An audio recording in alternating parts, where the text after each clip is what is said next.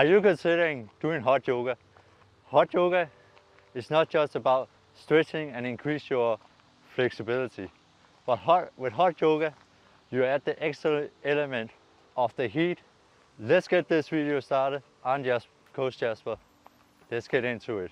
So first of all, let's understand yoga. If you haven't never tried yoga before, but you have heard a lot about hot yoga. You use yoga to stretch out your muscles, but also increase your flexibility. But it's way more than that. But it also comes down to you breathing and relax and just be present in the moment. Because a lot of the yoga poses also requires a great amount of balance. So you have to be present and feel the movement into each position. The second part, the heat acts as a certain stress element to your body. Because all of a sudden, not only do you have now to be present, but you also have to deal with the stress and control your body's regulation of how it cools itself down.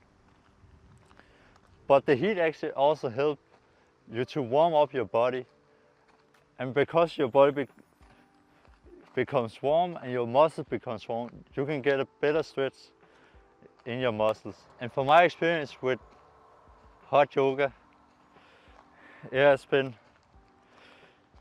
quite challenging because you're really mentally on and you want to wipe off your face, because for me, I sweat so much. So I'm just swimming around in my own sweat. I can't stand, I'm sliding and everything. And especially at the end where you always do Shavasana.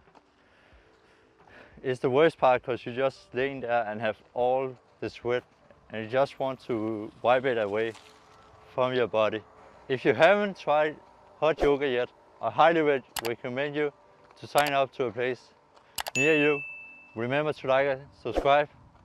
I'm Coach Jesper. I'm out. Peace.